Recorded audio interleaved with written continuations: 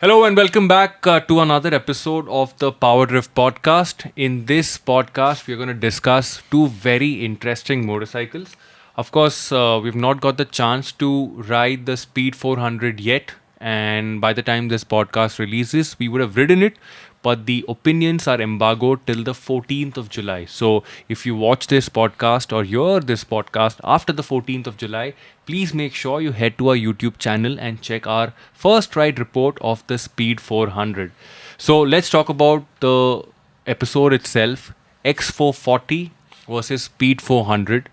In a matter of 3 days, the Indian automotive motorcycling industry has sort of Changed shifted a bit. completely. You know, Completely. on one end, there was the pricing of the X440, which sort of shook us all up because we realized that a brand like Harley-Davidson, along with Hero MotoCorp, could make a product which is big in displacement and yet price it so aggressively. So competitively, yeah. And then today, we are literally back from the price announcement of the Speed 400 And I don't remember the last time I've come away from a price announcement. You know, when we usually go to these price announcements, we have a 90% idea what the price is going to be like. And pretty much everyone, their ballpark figure was ranging from 2.7 to 3, 3.1. And even at 3, it would have been a decently well-priced motorcycle. And then, like, Varun was outside making some reels for you guys. And I was inside in the hall when they announced the pricing. And Jayan was sitting next to me. And Jayan had Triumph Speed 400 written. And the price, rupee symbol, and 3 dot written already. So he was ready for a 3 point something price. And they said 2.3. And the entire place just went, what? shook it. What happened just now? Yeah. And Also, it's- when we were on our way to the event, we put up a story on Powerdrift Instagram, and where I said, I think it's going to be 2.74999 for the Speed and 2.999 for the Scrambler, because I knew they wanted to price it below 3, Yeah. and for comparative reasons. And you had a 2.9 to a 3.1 bracket. But this is really Incredible pricing. incredible. We'll talk about the price at the end of this podcast or this video. I want to start things off with looks, and because I've been in the company of the X440, I'll talk more about Yeah. the X440. You have seen the Speed 400 a little more. Yeah. For me, I think the X440 looks good, but it looks good from the front. Yeah. And I've said this multiple times on many occasions that it reminds me of the XR 1200X, and it was one of the sportier looking motorcycles. Correct. I've liked Harley-Davidson as a brand, but I've always been fond of their sporty motorcycles. So the XR 1200X, the Street Rod, Yeah. there's feel to it. So There's performance to it. A lot of people said this doesn't look like a Harley, but okay, it doesn't look like a traditional Harley, but it's Yeah. bang on line with the XR. So Exactly. that way, it does have some lineage that it's following. Absolutely. When you see the shape of the tank, when you see Yeah. the headlamp, just the front section from the start, Yeah. from the end of the tank to the headlamp, I think it looks really cool. It looks like a Harley Davidson.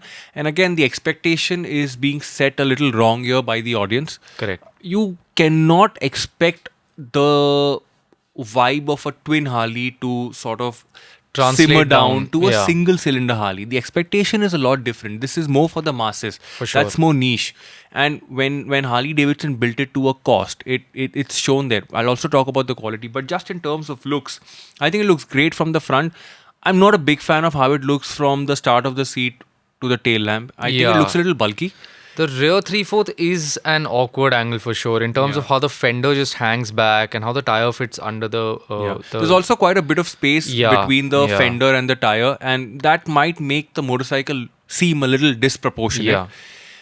But the talking point is the exhaust. It's a really cool overall. It's a cool looking modern day roadster. Yeah. But the exhaust sort of makes it look very old school. Yeah. Now, I was told the exhaust was designed to get the sound right. One of the things that Harley-Davidson motorcycles are known for is sound. I mean, For of sure. course. For sure. There was a very cool line that caught my attention, and I've used that in a reel as well. When you don't see a Harley first, you hear it. Yeah. It's such a cool line. Yeah. And sound is of extreme importance. Extreme. Like that potato is iconic. Like Yeah, it is. absolutely. It's as far as motorcycle sounds go, it's probably one of the most iconic sounds associated with a specific brand. It has to be Harley. So 100%. Just a Harley on idle is a Harley on idle. Correct. And again, expectation setting is a little wrong here by Correct. people who have, commented on the videos and seen the motorcycle in a video. You cannot expect the sound of a V-twin or a twin in a single cylinder motorcycle. Correct. They still sort of try to get that rumble, that thump. It's not the right word because it's not associated with the brand as much, but they still sort of try to get some feel to it. Yeah. It's not the same feel. It will never be the same feel. It's just how the cylinder fires. It cannot sound. It just goes every 4 strokes. It just goes but once. Yeah, correct. So it can't have. And there's only so much that you can do Correct. with a single cylinder. Correct. Similarly with an inline 4, it's going to sound nearly the same. Yeah. So there's only so much that you can do. But I like it. There are a lot of people who have liked it. There are some people who have not liked it, but that's completely fine. I also want to quickly talk on quality. Yeah. I think that was one of the, let's say, not so strong points about the X440. And it's coming from a place where I've seen the Extreme literally a month ago. Because the Extreme's quality went like boom. Yeah. The paint, the finish, the switch gear, the edges, everything felt really nice. But the X440, I still feel that there will be a change in the quality once they start delivering the motorcycles, because they still have some time before they start deliveries. When are they starting deliveries? We'll We'll speak about October. this in depth. We later. will. Yeah. But October. October-ish. Did they say that these bikes are prototypes and not final bikes? Did they say that? No. Okay. No. But I feel because a lot of people are talking about quality, they might go back to the drawing board, might try to figure something out. I'm also not sure about October. I've been told September-ish. That's when our rides get over. Okay. And once the rides get over is when they'll start. So rides might happen by the end of next month, the big rides. And by September, they should start rolling out the motorcycles for deliveries. Bookings have already started. It's happening on their website. That started yesterday. But that's for me the X440 in terms of looks and quality. So slightly deviating from the topic, but is it possible for Harley to now, do they have the time in place to go back and now change A quality? little difficult. Yeah. Because the vendors are sorted, your Correct. production line has already started. Yeah. But I hope they do some magic. They sort of wave some magic wand and get some bits right. What was the, for you, like the biggest point where you thought, okay, quality is not good here? Like, was it the welding? Just edges, man. Okay. Edges, welding. Yeah. You can see wells. You can see wells that don't look so good. You can see the edges which don't have a neat finish. Paint was okay. But panel gaps, irregular in places. So I really feel that they can work a lot more on quality. And even if they don't work today, maybe they might silently update. release Huh. another version, say 6 months or 8 months down the line, where a lot of the quality stuff is sort of sorted out. What about the speed, man? So speed, firstly, looks, and for me, the I was there at night during the unveil, and for me, like the biggest thing for me was looks, because, and I said this in that video as well, that a lot of times when you have these really affordable motorcycles coming from big brands, or really affordable cars as well coming from big brands, the looks are the first thing to get diluted, because it's so hard to translate a big capacity motorcycle into a small mass market motorcycle, right? But the looks are really good. I think the proportions are bang on. They look like motorcycles that are waiting to be ridden, and ridden hard. They are compact. They've got just the right amount of height. The Scrambler, I think in profile, in person, just looks nice and tall, just ready to go, So looks are, for me, a 9 on 10 on the Triumphs. Like, they don't look like cheap Triumphs. They look like Triumphs, and they are single cylinder Triumphs, They don't. What do you like more, the speed or the Scrambler? Scrambler for sure. Okay. Just the taller stance, the quilted seat. The green paint, we'll speak about it in a second. I like the green paint, like the green color scheme as well. And just that stance of just being a little bit taller. We sat on the bikes also briefly. And the Scrambler, it is tall. Like, I am 5'10". I'm not tiptoeing, but I'm not foot flat on the floor. I think Varun is foot flat on the floor. So it is tall. But they just look so good. Someone was saying in the comments repeatedly that it looks like the Ronin. Yeah, and I disagree. So I also disagree. The only similarity is the Golden Fork, which is there on like... But Golden Forks are so common. On too many motorcycles. And the upside down U tail light, which again is a Triumph thing. It's not a TVS thing that they've come up with. So I think the looks are fantastic. They've got the colors right. They've got the proportions right. They've got fit and finish. We'll speak about now.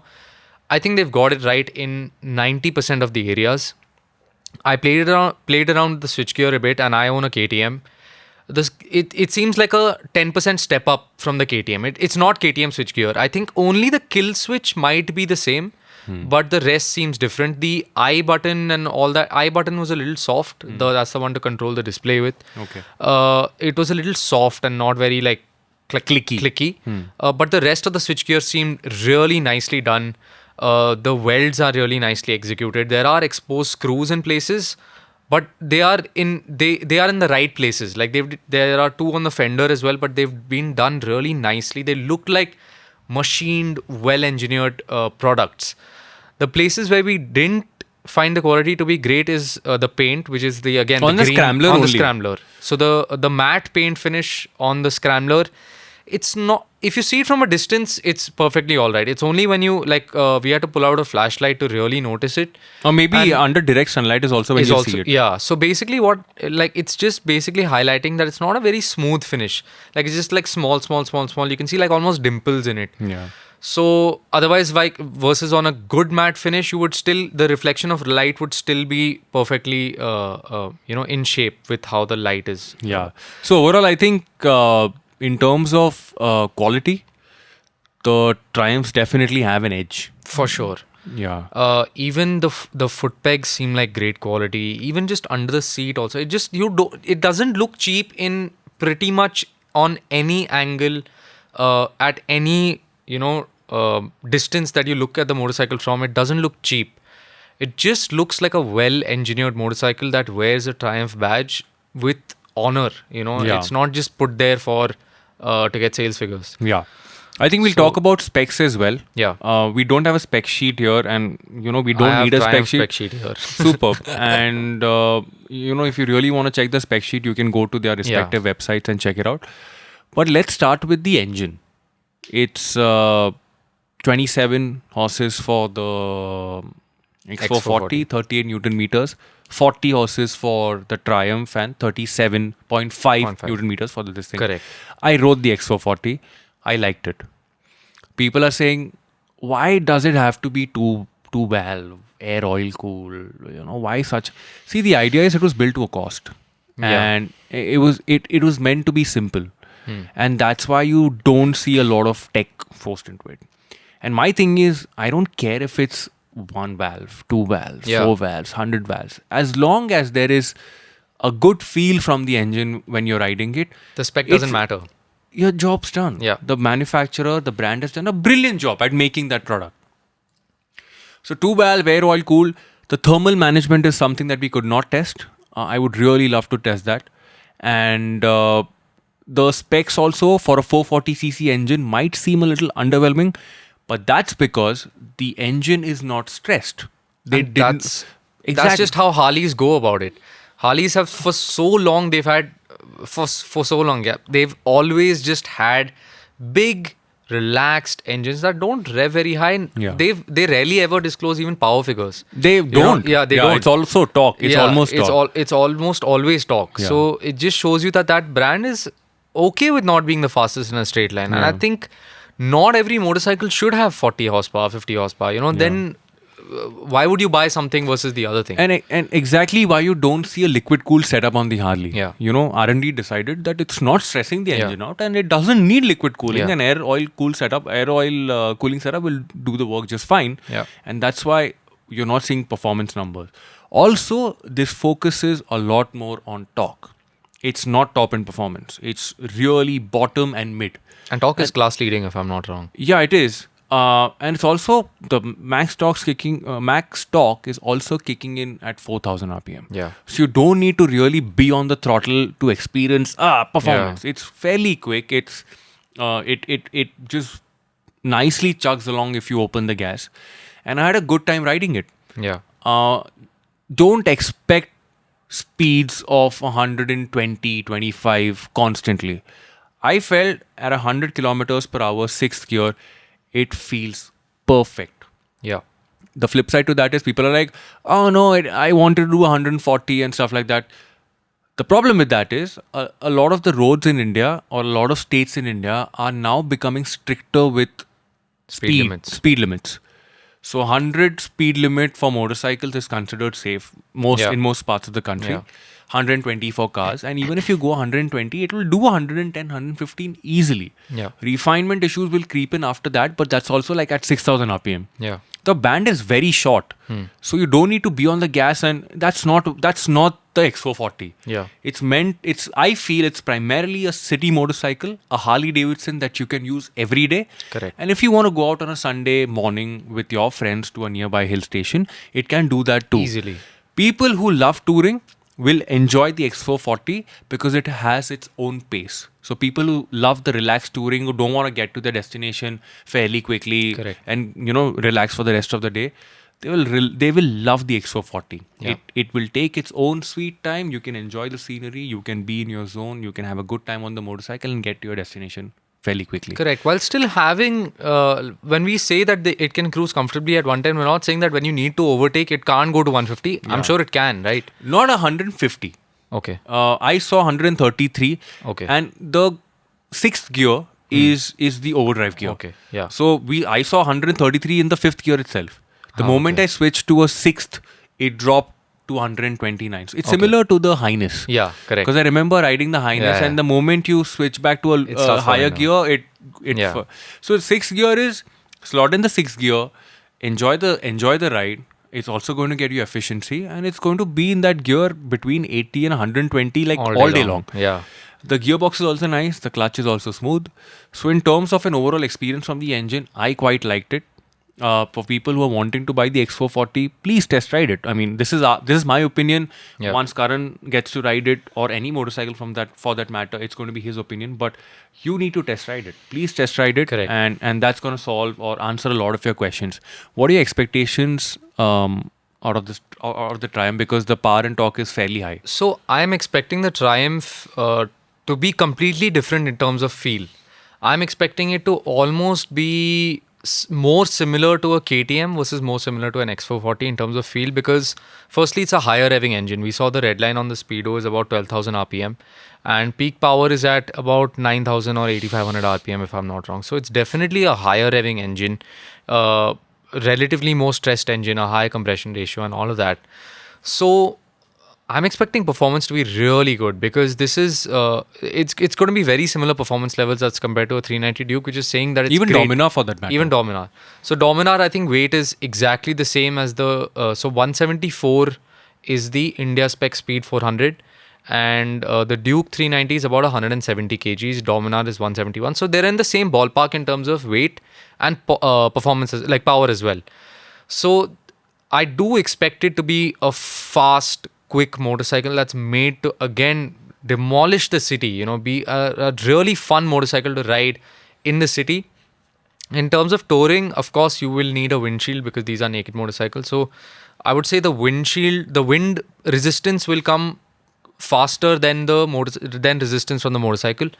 So I know the X440, like Harley-Davidson, will offer a small windshield as a part of the accessories package. It's the same with the Triumph. They should. It's the same with the Triumph, and I really like how the windscreen looks. By the way, it's like they have a nice short windscreen as well. Yeah, both on the Scrambler and this. So I think it looks really nice, and I think, again, having completely not ridden the motorcycles, we can't say how much you can comfortably cruise at, because you don't know how tuning goes. In the engines, a spec sheet can only tell you so much. But I'm expecting it should be able to do 120 cruise fairly easily. Yeah. For people who are going to watch this video and say, or hear this podcast and say, I wish it did more touring, my answer to them is buy a tourer. Yeah.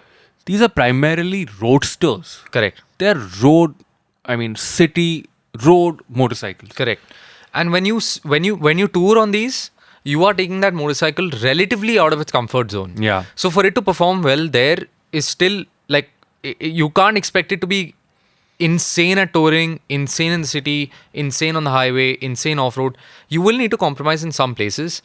Firstly, I think having a lightweight, fast motorcycle in the city, which is where you'll be riding 85-90%, which is where around 80 to 90% of riders will be riding 85 to 90% of the time. It's okay for Triumph and Harley both to focus on that and get that out of the way first. And you can tour on it. No one's saying you can't tour You can on tour on anything in this anything. country. Anything. I've toured on an Aerox and I enjoyed it. You and can tour on anything. Yeah, but it's not a tourer first. It's a roadster first. These are roadsters first. Correct. And the impact where the touring will fall is your average speed and your comfort levels. Yeah. So that, of course, we'll only be able to tell how they perform on the highway once we ride them on the highway. But like Varun said, you can tour on any motorcycle. So the difference will be how much are you willing to compromise. Are you okay with the slightly less seat comfort and okay with touring on what is basically a roadster? Yeah, I mean, a lot of people tour on some random stuff. Activas, man. Yeah, it's crazy. Splendors. So it's crazy. Exactly. Also, one more thing that I want to talk about when it comes to the spec sheet is the weight. Yeah. Since you mentioned it, the Harley is tipping at 190.5. The India spec speed is at 176. 184. Speed? Yeah. Speed is 174 and... 176 if I'm not wrong. 176, yeah. And the Scrambler is 184. Yeah. So there's 14 and a half or 15 kilo difference between the two. Now, again, I've not ridden the Speed 400. Neither have you. But I've ridden the X440. Now, the X440, when you take it off the side stand, it feels heavy.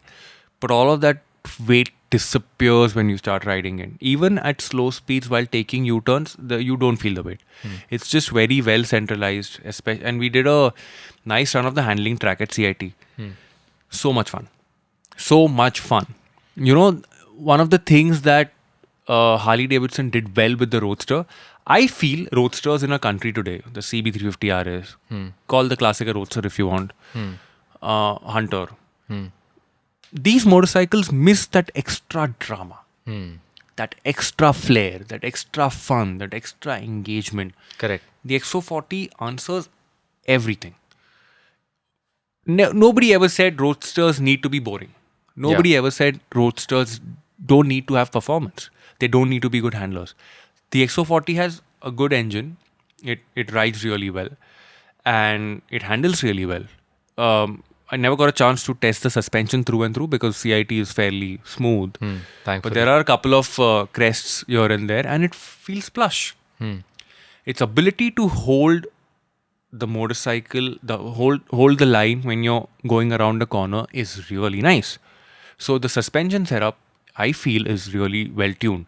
I would love to see the X440 go through like potholes and experience the bad roads that are plaguing our country today, and we'll do that very soon. Yeah. But so far so good. I'm very happy. And you also had a reason on why the X440 weighs that much. I think. Yeah. One of the reasons why it weighs that much is metal. Harley-Davidson says we'll use less plastic, and when I ask them why not plastic, because it's going to reduce the weight. Yeah. It's a Harley-Davidson. And that's their answer. And I think it's really good.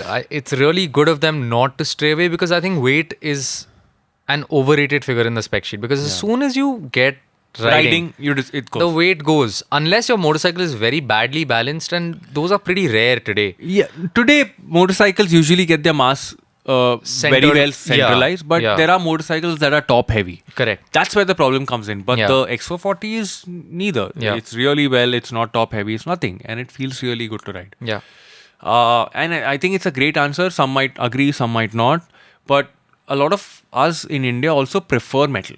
Correct. Because metal is strong. That's the general idea. Dude, I was just talking about metal body. Activa metal body. Metal is strong. Metal is strong. So the use of less plastic is what Harley-Davidson decided to go with. If it's weight, their market study says that an individual who wants to get into the Harley-Davidson family wants sound, wants metal, wants all that torque, and that's what the brand has delivered. And it's a product quirk. And if you don't have a few things that differentiate, like if it was a lighter motorcycle, I think it would take away from the character. Every time you get onto that motorcycle in the morning, you're going to, it's a heavy motorcycle. Yeah. Like you're going to remember your motorcycle every time you put it off and put it off the stand and put it back on the stand. And I think it's important for that recall to happen. Something special your motorcycle should have. It shouldn't, it might take away from the ease of use, but there should be some character to your motorcycle. And I think it's great that Harley is playing on his thing of having nice, heavy motorcycles. 190 kgs isn't heavy in the larger scheme of things. But I'm glad they didn't go the light plastic way. Yeah. I also want to talk about brand value. I think that's the next segment that we'll speak on. Hero and Harley. So it's a battle of partnerships. Yeah. Hero, Harley, Bajaj, Triumph. Bajaj has already done so well with KTM and not so well with Husky.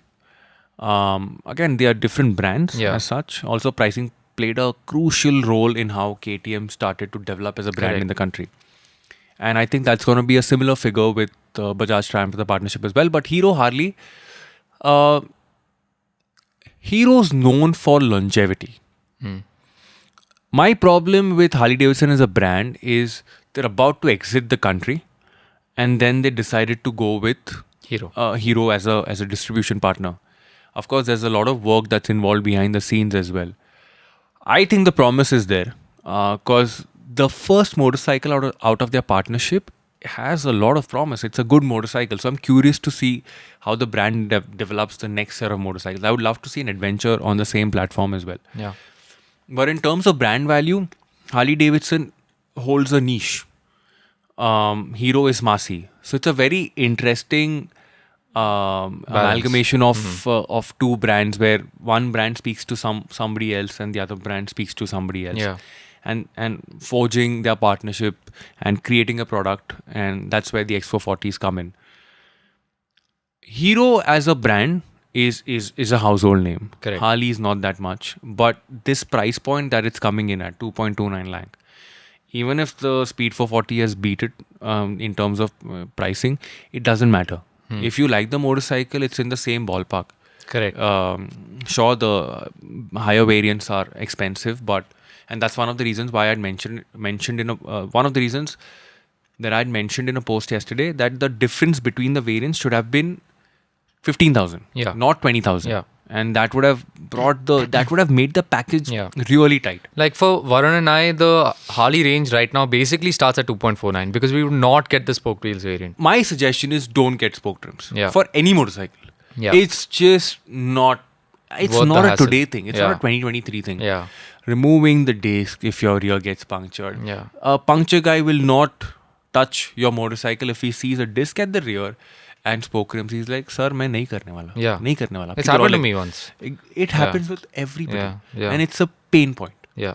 So if you're buying it, I would suggest the mid-spec variant, which is 2.49 lakh, is the spec to buy, is the variant to buy. Or at least it's where you start considering from. Yeah. Bajaj Triumph, on the other hand, I've owned a Bajaj in the past. Maybe their quality has changed. Maybe it's Triumph who's bringing in better quality products. But I feel that Bajaj products don't age well. I've had many friends, not many, let's say 3 who I know, who owned Dominas in the past, who did not have a good shelf life. I mean, 4 years and you see the paint peeling off the crankcase cover and the quality just deteriorating. So Bajaj products don't age well. We've had an NS in our office and it starts to sound a little gruff after a few years. So and that's where it makes me question the Bajaj Triumph collaboration as well. How are these products going to age? Is it going to be like a Maruti where you keep it for 10 years, or any Jap motorcycle where you keep it for 10 years and say, "Waso kuch nahi hoga. Activa will last you an eternity." Yeah. Similarly, a Shine, and similarly Suzuki products as well. But what about? That's a question, a big question for me. So even when I bought my KTM and it was the BS6, so it's like I can excuse the first batch. Like the first batch of 390s was notorious for issues. Even mine, as soon as I bought it from the showroom, like 1 month in, I had battery issues. I had some issue with the engine. I still have an issue with the engine stalling. Every time I come to a stop at a slow speed, pull the clutch in, the engine dies. So all that I can excuse because I'm, like we spoke in an earlier podcast, I am a person who likes quirks with their motorcycles or cars. But 95% of people don't want that. Especially when they are...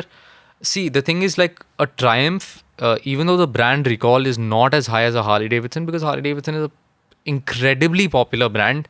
Yes, the popularity might have dulled down with what they did in India, but even then, like in tier 2, tier 3, tier 4 cities as well, people would know a Harley-Davidson. Yeah. They would see even something like a, maybe not a Super Meteor, but they just associate those kinds of motorcycles, cruiser motorcycles with Harley-Davidsons. It's just it's like a Jeep. Yeah. Like the brand name is just that popular. Yeah. Triumph, not so much, but in tier 1 and tier 2 cities, I would say, maybe some tier 3 cities as well, they are popular because firstly, the Tiger is one of the gods of The adventure ADV world, motorcycle, yeah. of the ADV world. It is one of the benchmarks of the ADV world. Same with the Street Triple and the Speed Triple. They are very, very, very, or if not at the top of their class, they are very, very close to the top of their class. They are fighting it out with the Ducatis and with the BMWs and all of that. So brand recall is definitely there. And if someone is then seeing a Triumph, and we're not saying this will happen, but let's say they are seeing these niggling issues with the Triumph, which would not usually happen with a Trident or something like that. That brand image would get tarnished. I agree. So let's say I 100%. buy a Speed 400 today, okay, and I go home and these issues start to happen. I have, let's say, for example, this engine stalling issue. Tomorrow, or 5 years down the line, I would not then buy a Trident because I would say, oh, dude, if this has these issues, why would I spend even more money on a motorcycle that might have issues? Yeah.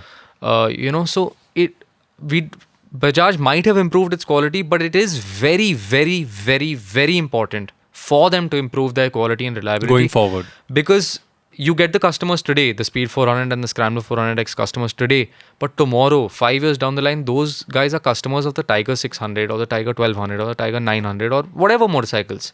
So if you want them to be lifetime customers, it's very, very important for them to get the reliability, the issues all sorted on this. Yeah. Because for so many people, this is going to be their first Triumph. Yeah. So I think Also, there's a separate assembly line, separate factory called Chakan 2. yeah, Chakan 2. Chakan 2 is what Rajiv Bajaj Yeah. said. So there's a separate line, and I hope these issues that you speak of or just spoke of are sorted. Yeah. And it's like you said, it's very important. Yeah. It's very important. They've opened bookings for the first 10,000 customers, but looking at the first set of bikes that roll out Yeah. between, see, the KTM, for example, I hope that's not the mindset that today's customer has. Correct. I hope it's different. I hope this alliance sort of changes that. Yeah. And with that, I what else is left? I want to talk about showrooms as well. So I wanted to talk a little bit about R&D as to what happened here. So when this partnership happened, they were supposed to do a lot of the R&D. Triumph was supposed to do a lot of the R&D for these products. But because COVID happened and there was no travel, Bajaj did most of the R&D and the engineering behind it. A lot more than that was earlier expected. So I really hope they've sorted, they've had the time to sort all these issues out, because we've seen them being tested for a lot of time in a lot of conditions. We've gone out at night at times and seen these bikes being tested. In the rain, we've seen them being tested. We are literally shooting and riding the bikes and they're riding next to us. So hopefully, I feel, 2023 is a time where that first batch, issues in the first batch should not be happening anymore with any company. Yeah. Indian, international, anything. It's not a 2023 thing. It's not a 2023 thing. Neither are spoke wheels. Let's talk about showrooms. So for now, the X440 is going to be sold through Harley-Davidson showrooms, and then Hero's working on a premium network. This premium network will mean 100 showrooms by March 2024. That's their plan. They will be Harley branded or Hero branded? Hero. It Co-branded. will also have the Charisma. It will also have other products. Which that Charisma are you talking about? the Charisma that will come to India very soon. Yeah. In fact, it's already in India, but it'll hit the shelf really soon. Yeah. And there's a separate section for that. Yeah. And personally, with Hero, I've gone to collect a lot of Hero motorcycles, and the showroom experience today is not that great. Yeah. It's very basic. When I walk into a showroom to buy a 440cc motorcycle, I want to feel special. Correct. It's a premium product. Even if it is 2.29 lakh for the base variant, it is still expensive. Correct. And that experience has to be special. Special. I can't go into a showroom and feel like I've walked into a government office. Yep. There's nobody paying attention. There are people everywhere. And it has to be, it needs to have a special place in my heart. That's why I really love the Royal Enfield experience. Yeah. I mean, it might be similar on the inside, but just in terms of look and feel, it Aura. makes you feel nice. It's a lifestyle. And just even the kind of people that go into a Royal Enfield showroom, are bikers. Yeah. Most of them are Enthusiasts. enthusiast bikers. So that place has that aura, that charm. Even the staff and all, they just seem like enthusiasts. Yeah. Same with a Harley-Davidson. Yeah. But it's not the same with a Hero Yeah. or a TVS or a Yeah. Bajaj or I'm saying the regular showrooms, because a lot of people who are going there aren't going as enthusiasts. They are going as going to a place to buy a tool for commuting. That's right. So the vibe is Bingo. completely different. Absolutely. And yeah, it's super important for them to get it right. And for me, it might be, I mean, you might not agree with me on this, but I feel it should be Harley dealerships giving Harley X440s, because the experience of a Harley dealership, I've gone a couple of times to pick up motorcycles, and it's just Different. It feels so cool. Premium, yeah. You know, there's merchandise everywhere. There's big motorcycles, chrome everywhere. They have that accessories line. But it's yeah. also because, see, they're starting off with Harley, but it's also to attract mass. Correct. It's also to scale. So Yeah. the strategy and the positioning is smart. definitely different with the X440. And I always feel that experience of buying a motorcycle might start by looking at our videos, like Yeah. videos of our reviews and just reading an article online. But the physical experience starts when you step out of the house and walk into a showroom. You should be excited on your way to the showroom. Correct. And that showroom should amplify it. 3x, 4x, whatever. 100%. And I always feel that when you sell that experience, it sort of expands to the other things too. The motorcycle, the sure. sales, the service, the coffee that you drink at the cafe that the showroom has. It's everything. For sure. So I really feel the premium outlets that Hero decides to come up with, I really hope they are premium enough to attract not just someone who's interested in a Harley-Davidson X440, but it should also make the individual go to a Harley showroom to hopefully buy a bigger bike in the future. Yeah. And that's very important. So Triumph is adopting a different strategy. It's going to be only Triumph showrooms. They have about 18 or 16 in India right now. They are planning to expand to 100 by the end of the fiscal year. I think there's similar plans for Harley and these premium showrooms, about 100, 120. So, I mean, I've heard mixed reviews of Triumph service in comments, because a lot of Triumph owners, at least in the comments of the speed Some on say a it's video, great, some say it's not great. Yeah. But I think that's the case but with every manufacturer. every brand, every city will have different experiences in terms of, like the KTM dealership, KTM service in Pune is great. But the KTM service I used to have in Delhi was not so great. Yeah. So it's just different from city to city. Actually, even from service staff to service staff, it can be a different experience. But again, because it's a Triumph dealership, just going in there and I see a big Tiger, I see a Speed Triple, I see a Street Triple, I see those Bonnies, that would already sell me on that, like, I'm buying a premium, share of this cake. Yeah. You know, they're not sending me to a different corner of a showroom or something like that. So I feel that is a great strategy. Yeah. Of course, the Hero Harley strategy is also very smart, and I feel actually more scalable, because the Triumph dealerships, I'm sure, will have prerequisites on this is how big it should be, this is how the lighting should be, this is how the tiling should be, this is how many bikes should be in the showroom. But that's a great thing, dude. That's a great thing, of course. But that might also curb their scalability. Yeah. Some dealers might not be okay to or open to putting in that much cost in the showroom. You might not have a Triumph dealership in Leh because of stuff like this. So I feel both strategies are smart. Yeah. I lean more towards the Triumph strategy, because I am not then going to a different dealership to buy the bike from the same brand. Yeah. You know, I'm going to a Triumph dealership. But I somewhat disagree here. Yeah. I feel this thing that you speak on, and if Triumph sort of adopts this strategy, I really wish Hero does as well. Because you're not looking at numbers here in terms of number of showrooms. Yeah. You're looking at a limited number of showrooms to begin with. So might as well I always say this, when you do something big, like be like Ranveer Singh. If he enters a party, everybody looks at him, right? Yeah. And I feel that when you enter a Hero showroom, it should be that crazy. Yeah. Should be blown away. It shouldn't start feeling old. You should feel young. You should have your sense of enthusiasm should increase after you reach say a premium Hero showroom. So I am honestly really, really, really excited to see how Hero does this. Yeah. Because we already know what a Triumph showroom is like. We know what a Harley showroom is like. I'm super duper excited. because Hero now has a range of enthusiast-friendly motorcycles. That range is going to expand to the Charisma soon, and I'm really excited to see how they're going to do it, because this enthusiast community is now bigger than ever, and they're buying more bikes than ever, which is why you're seeing these Triumph Harley collaborations happen, with India being one of their primary markets. So it's super duper exciting to see how it'll pan out. So again, I mean, what a time to be alive For sure. that transition from 100cc motorcycles to 150, KTM changed the game, and it's now the roadster class that's sort of taking shape and form, and it's exciting times, man. It's crazy. Someone had commented on the Scrambler launch alert video, Scrambler and Speed launch alert video, that this is really the golden era for motorcycling, and I really think it is for Indian motorcycling.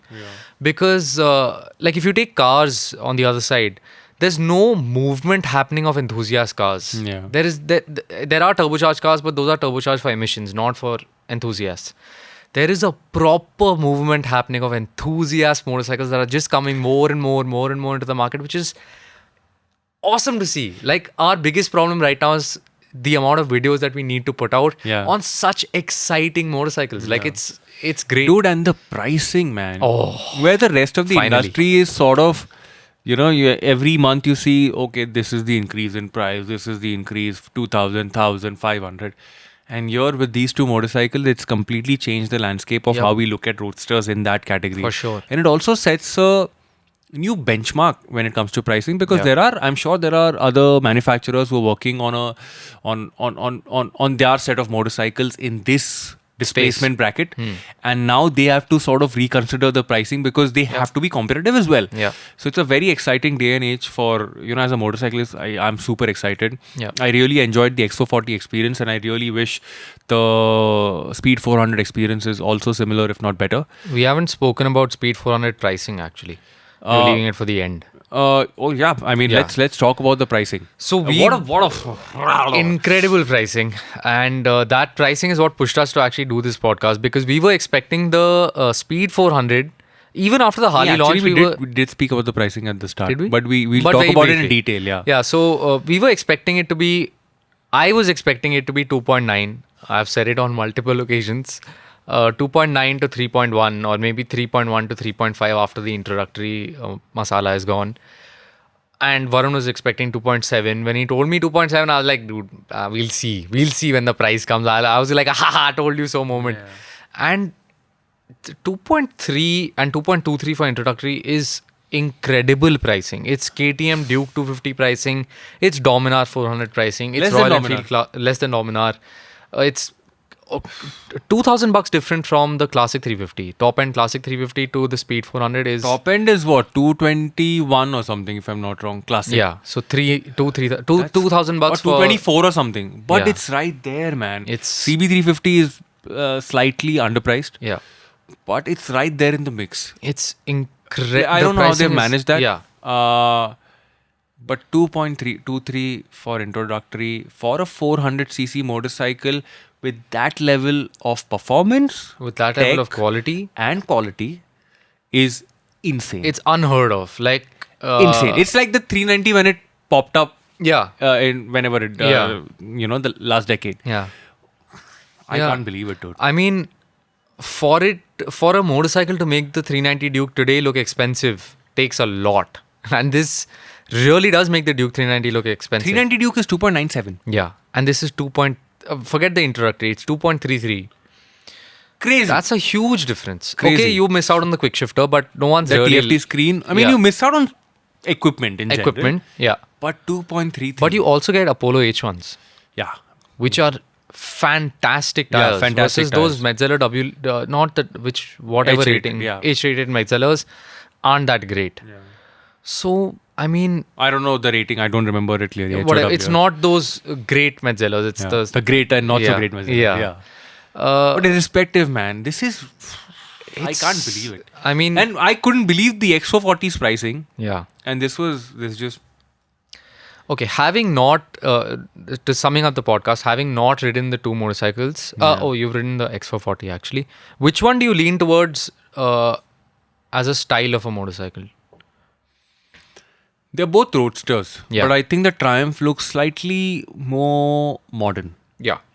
the Harley-Davidson looks, I'm a little on the fence because, like, overall, if I want to say go with a side in terms of looks, I will go with the Triumph. Yeah, same here. Yeah. I think the Triumph has a more of the like a British roadster, and it's like an American roadster. You know, Yeah. more squared maybe. off edges on the Harley versus smoother edges on the Triumphs. But again, I lean definitely towards the Triumph. Yeah.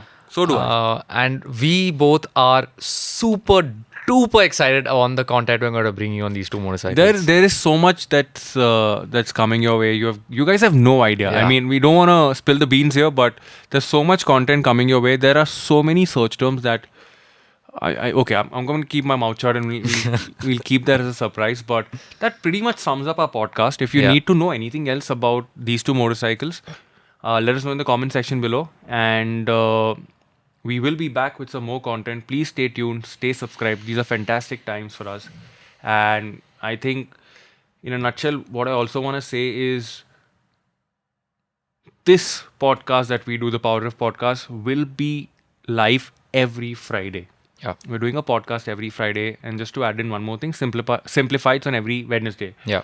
So you do not want to miss out on this content that's sort of fixed for Wednesday and Friday. But that's pretty much it. That brings us to the end of our podcast. If you're listening to this on Apple, yes, great. Spotify, again, great. And if you're watching a video, please drop a like and a comment as well and let us know what you think about this. Yeah. Should we do the songs bit? Song of the day. My song of the day is wait, I need the name. Let me check. Oh You Went by Young Thug and Drake. It's Young Thug's new album. Okay, I'm going to say After Dark by Mr. Kitty. That's my song of the day. It's going to be updated in the playlist as well. Please do listen to it and we'll see you soon.